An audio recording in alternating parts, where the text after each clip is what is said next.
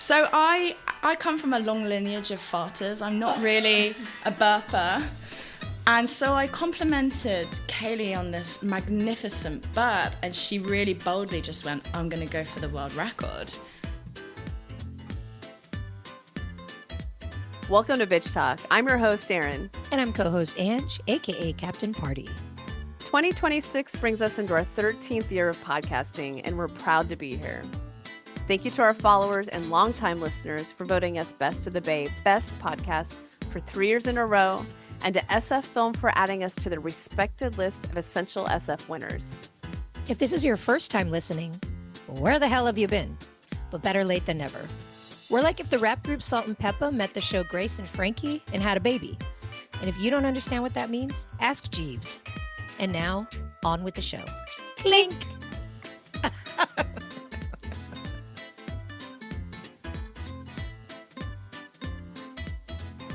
Welcome to South by Southwest 2026. Thank you to our festival sponsors, Standard Deviant Brewing and The Tech We Want. In this episode, we're discussing two short films, Are We Still Married? And Eructation, which won the Special Jury Award in the Documentary Shorts Competition.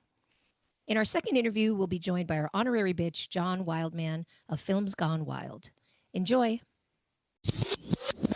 All right, welcome to South by Southwest 2026. In this segment, we're talking about Are We Still Married?, which is having its world premiere in the Independent TV Pilot Competition. We're sitting down here with our director. I'll have you introduce yourself and introduce our audience to your pilot.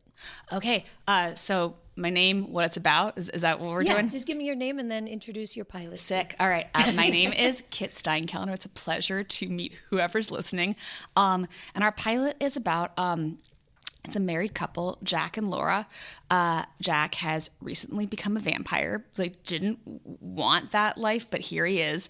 And the pilot takes place at their house over the course of one night. Jack is outside the house because Laura has not decided whether or not she trusts him enough to invite him back in. And over the course of that one night, they figure it out. I love this idea of kind of a rom-com / horror thriller film. Can you talk about writing this, directing it, the whole shebang? My pleasure.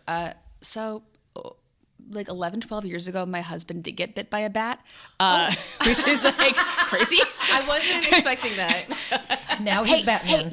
Neither was he, neither were we. It was very unexpected. It doesn't happen. Where were except you? It did. Can you Great question. elaborate? No, this is what people want to know. It was just like everything had to go wrong, right? It was an ADU with high rafters. Someone had left the door open the night before. A bat got in. No one knew. He fell asleep on the couch. Crazy. Frightening. No, it truly was. Like, you stay married to someone long enough, I think truly you experience every genre eventually. It's like That's very true. So we had been like, I think a romantic comedy dramedy up until that point, but we got like a taste of horror. Look, we live in a world of modern medicine. He got a rabies shot. It was like we were physically okay, but like not mentally okay. And I don't know how you guys process trauma in your relationships, but like we like comedic bits. We just like a good old fashioned bit. So we did a lot of like vampire jokes over the course of the next like few months, and probably longer than that. But at one point he was like, but if I became a vampire, you would let me back in the house, right? Oh. And I was like, I paused too long. There was a conversation.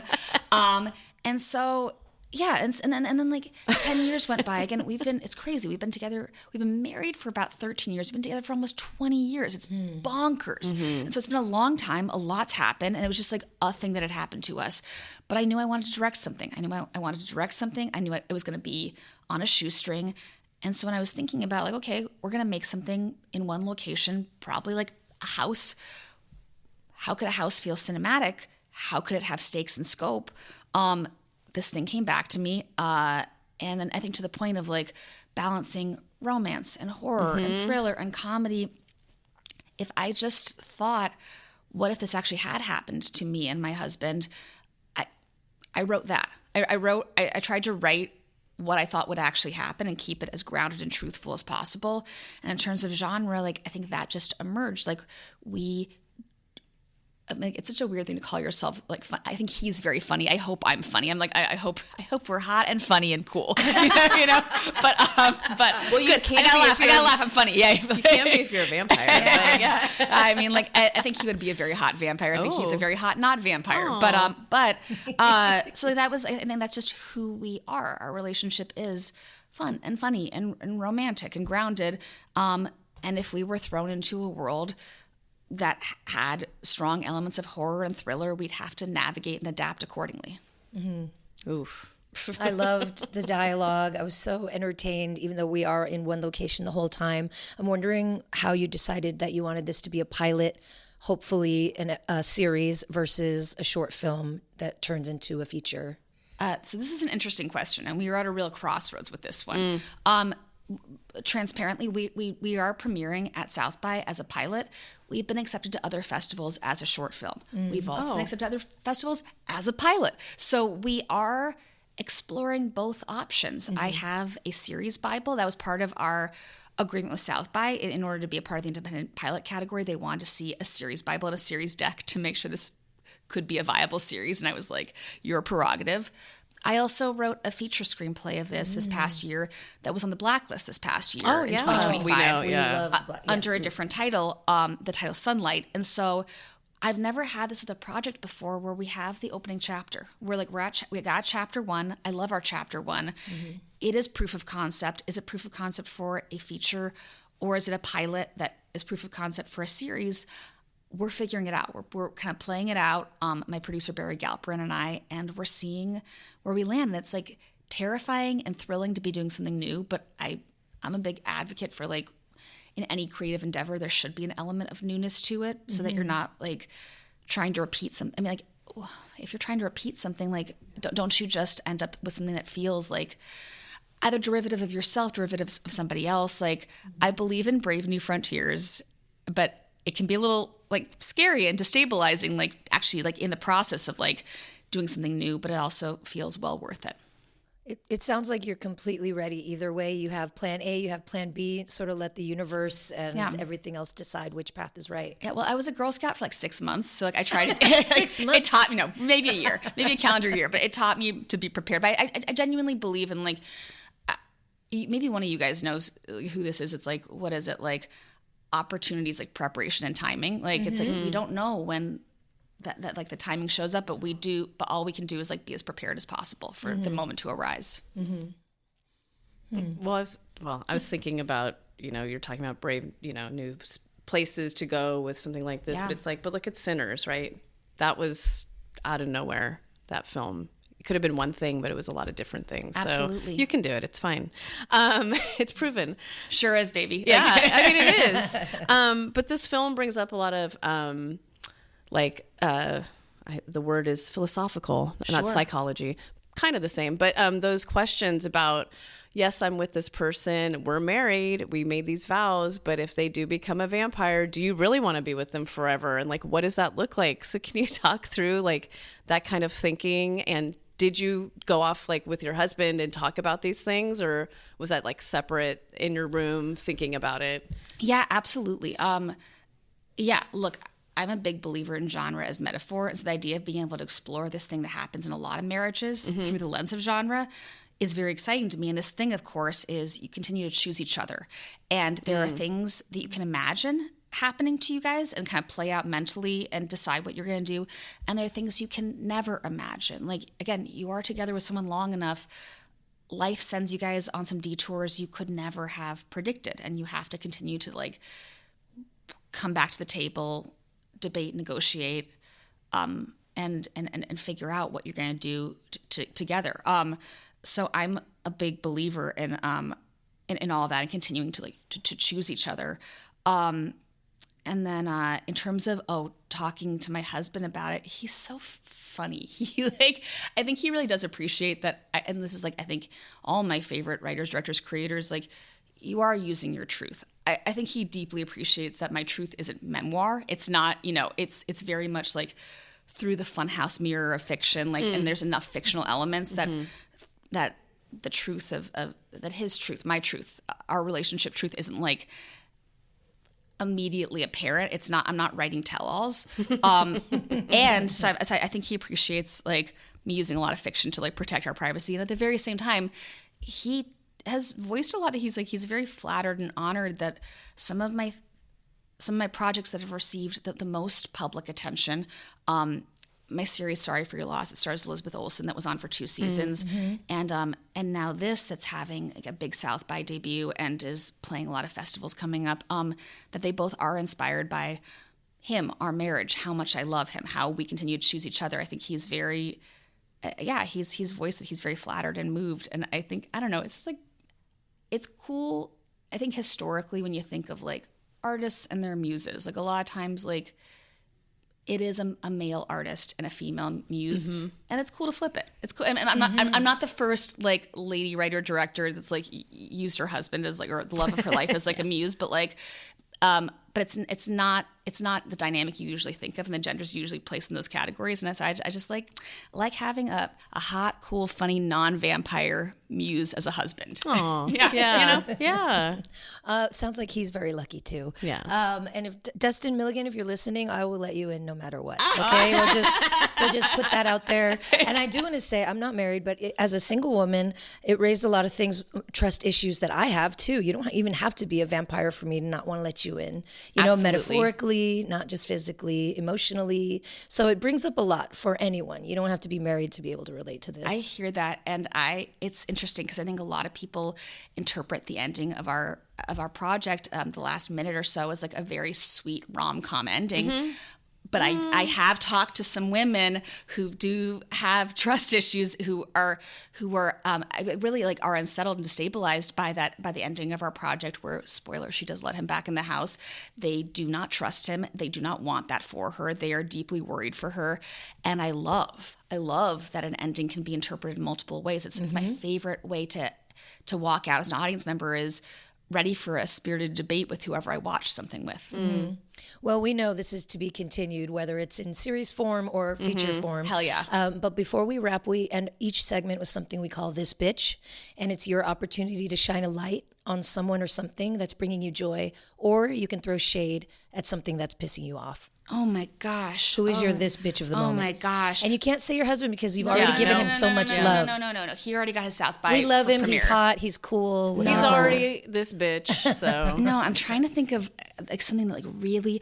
Well, you know what? If we're in the like the world of podcasts and the world of loving films, let me talk about my favorite film podcast, What Went Wrong. I love this podcast. It is the best film history podcast. You basically, and they go behind the scenes, the making of Google, anything from like Casablanca to Forrest Gump are like some pretty recent examples. They did like a big horror segment this past or a horror series this past October, where they did like The Thing and some John Carpenter. And it's just, I think for people that love films like I do, it's such a joy to be behind the scenes and get all of like the juice and the gossip and kind of be reminded continually, films are so impossible to make, and yet they get made all the time. And so I find What Went Wrong so inspiring. It is my bitch, and I will recommend that bitch full-throatedly. I love it. Thank you so much. Again, we've been speaking with director Kit Steinkellner of the pilot/short film, Are We Still Married? Congratulations. We can't wait to see what comes next for this. We are all in that boat together. Thank you so much. I really appreciate the time. Of course. Thank you. Welcome to South by Southwest 2026. We are Aaron and Ange of the Bitch Talk podcast, joined by our honorary bitch, John Wildman, editor-in-chief of Films Gone Wild. And in this segment, we're talking about Eructation. Oh my God, I love you. We've been practicing to do it all together, and we totally fucked up. No, that was really nice. That was beautiful. It's fine. No. Let's try it again at the end when I close. It's fine. When I It's close, great. let's try it again. Okay. It's great. Eructation, which is having its world premiere in the documentary short competition. We're sitting down with two folks. I'm going to have you introduce yourself and the role you play in this film. Hi, my name's Victoria Tro, and I'm the director, and that was probably my best moment of South by Southwest. When you burped, You're welcome. that was amazing. I'm Kaylee. I'm the subject of the film Eructation. It's a documentary. And yeah, I also really enjoyed the burp moment. It felt really, really special. Bodily functions. Yeah. You looked like a proud mother. in I that was moment. really You're proud. like, so much to You guys learn, both but- You didn't like, even did- laugh. You're just like, mm-hmm. I was like, Yeah. oh yeah. You were rating us in your head. I know. We'll talk about. It was low decibel, but good, Yes. good Quality. quality. It was Oh, yeah. wet. Okay. It was good style. Textures. Well, E for effort for sure, at minimum. Anyway, It's key to note that we're journalists. yeah, Serious press people. yeah. We really try to relate to our subjects, our guests, on a deep level. So, Victoria, we'll start with you. Can you please introduce this short film to our audience? Of course I can. So this, like Kaylee mentioned, is a short documentary, and you mentioned as well. And so the idea is that the the world record for loudest feet. Oh my God, I just caught my burp there. You should have just let it go. It got stuck. It hadn't come out yet. I got stuck. Okay. The world record for loudest female burp is 107.3 decibels, and Kaylee wants to beat it. So in this documentary, we follow her going on this journey to take on the world record. It's 6 minutes long, and The burp or the short? the short. Oh, okay, sorry. It's loudest, so it's got to be louder than a The leaf record blower. is for longest is like a minute something. Wow. Yeah. Yeah, isn't that crazy? Yeah, I'll just ask the obvious question, but what's the origin story of this film? So I've known Kaylee since 2021. We met in a large group of friends at parties. We'd say hello, have a little chat, a little dance. And then... As you do. Actually, fun story. The first time we met, we actually got kicked out of a party for dancing too much. Yeah, What? I know. Well, then you don't want to be there. What is Exactly. this, Footloose? I Jesus know. Christ. The one in Thai Valley. Probably didn't even notice. Yeah. Was that the same city that Footloose took place? I mean really. Exactly. And then a couple of years later, in 2024, we were back in that same place where we'd met on this river beach, and I was right by the cooler. Kaylee grabbed a beer, she chugged it, and then she ripped this fat burp, and it reverberated off the canyon. Yeah, it was so beautiful. The setting was Nature beautiful. inspired. It's a really beautiful spot too, and I was like, I'll bet that would come back good. So I come from a long lineage of farters. I'm not really a burper. And so I complimented Kaylee on this magnificent burp, and she really boldly just went, I'm going to go for the world record. So I asked a million questions. How loud does it need to be? What's the world record? How long have you been a burper for? What's your methods? And she was telling me all this stuff. And I left this weekend, not even the weirdest thing that happened that weekend in our friendship group. And I thought, oh, this would be an amazing short documentary following this journey to the world record. I'm a writer for money, and I didn't think I could direct. And some of my very good friends, I tried to give it to them to direct, and they were like, no, this is yours. So inspired by Kaylee and her ambition and her belief in herself, I was like, I'm going to believe in myself and I'm going to direct this. And then we were at South by Southwest. Here we are. Victoria, clearly you're a person of integrity who specifies that you're a writer for actual money. So I know how to write. So I appreciate that. I would love for you to talk about, especially as a writer, how you mapped out the film. Because one of the things I think is beautiful about the film is that you actually go through it going, is this a documentary or is this fake? And it's beautiful in my opinion because of that. And I think it goes through, again, how you chose to do the shots, whether it be the perfect lineup of Coors cans, and or was it the Puffin cereal? Is that Puffin? Puffins. You know, Peanut butter all of Puffins. those. So talk about that. Talk about how you built the architecture for the film. Of course, yeah. So I didn't really write it in the traditional sense. We spent a lot of time talking, and through all of the chatting about the different processes and what was working for Kaylee as we were building up to the shoot, I was able to plan different shots. So I'd get a text from Kaylee saying, popcorn works when I'm lying on the couch watching a movie. and then she texted me being like, actually, it's not the popcorn, it's the lying down. So that gave me the idea for the top down shots. And I just had all these ideas. I really wanted to feature the decibel level. It would have been a very, very short documentary as well if Kaylee had just gone, I need to burp louder than a leaf blower and a blender and a vacuum cleaner. That would have been like 1 minute. So I also wanted to bring in the sounds of the things that she needed to be louder than to contextualize. And I also had this idea about treating the burp as this mythic thing. So we are building up to this moment of this final burp. So I had all these ideas, and I made a very long director treatment for a very short film.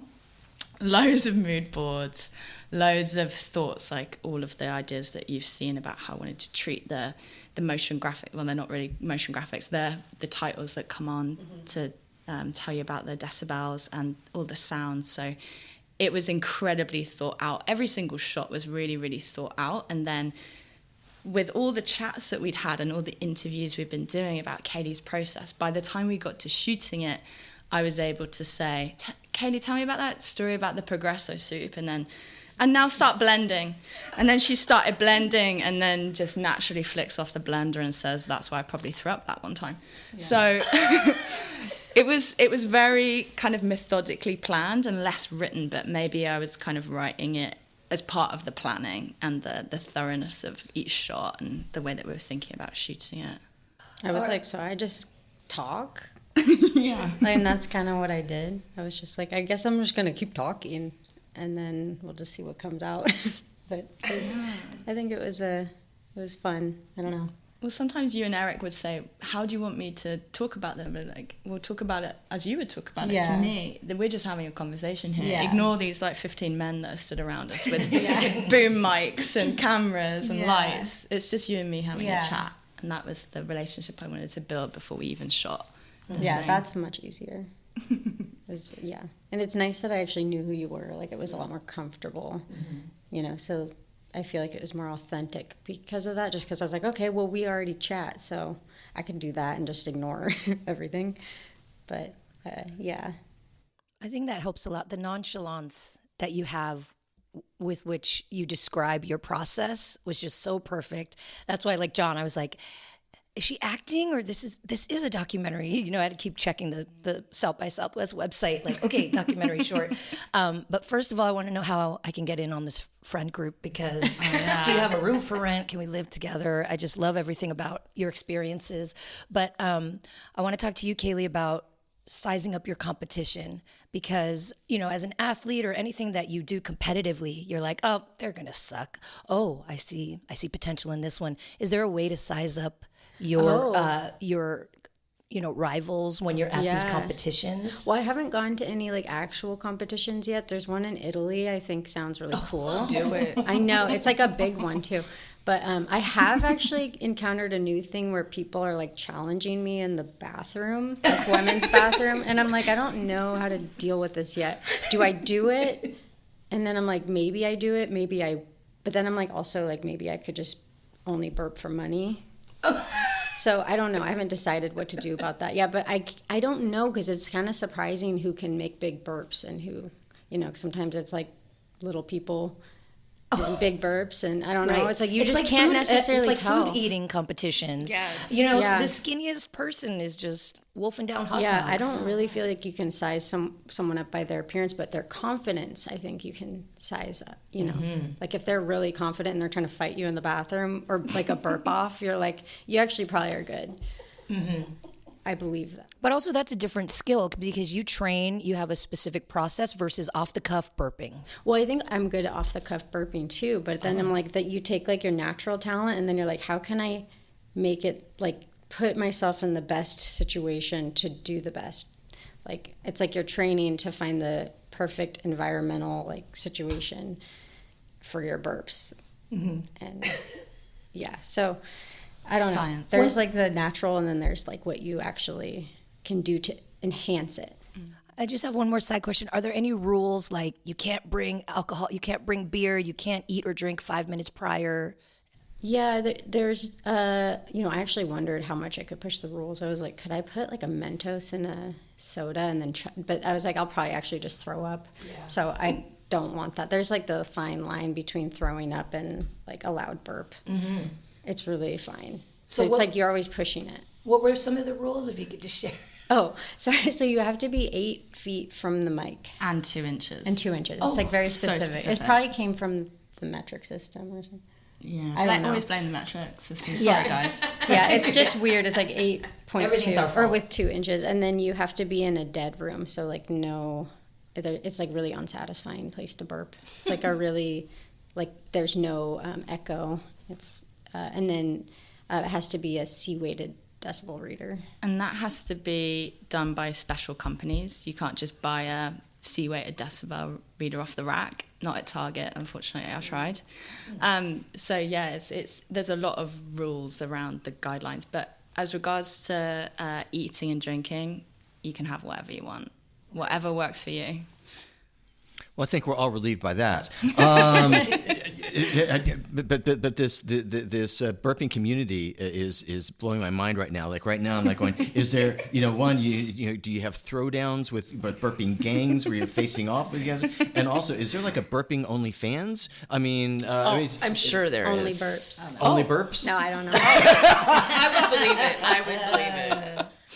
But I did have a question because there is another person in this documentary that we get the impression that their arms were twisted a little bit in order to be in the documentary. So can we talk about their participation? Oh yeah, Eric. Yeah. So I mean, he didn't take a lot of twisting to get him to do it, but he was so tired of the training.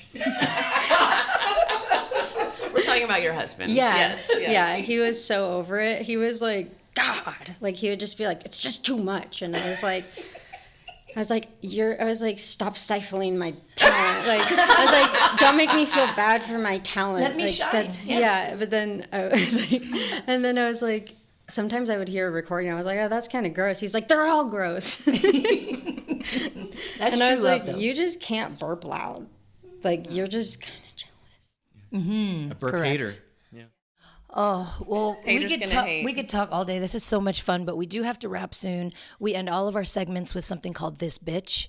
So it's your moment to shine a light on something or someone that's bringing you joy, or you can throw shade at someone or something that's pissing you off. So I'll let you decide who wants to start. Who's your This Bitch of the moment? I can go first. My This Bitch, I'm going to shout out all the other shorts documentary filmmakers. They are just the loveliest bunch of people. We've been connecting pre-festival. We had a little happy hour yesterday after we all premiered, and they're just amazing people telling amazing stories, and I love them all. I was going to talk about a dog, but I think I'm going to talk about, I was going to say Toria, because she's the, kind of leading the way with the project, and it's been really cool to see someone that's so, just, able to get in there and, not afraid and lead the way. So, but also there's a dog I really love named Gilly, and that she's also cool, but I decided I'm going to talk about a lady. Perfect. Thank you so much. Thank you so much. This has been really fun. If you couldn't tell, we loved the short. Again, we've been speaking to Victoria and Kaylee from the short film Eructation. That was beautiful. Oh, That's really nice. Well, I tried. Okay. Anyway, Yours was really good. thank you. I appreciate it. Okay. Bye.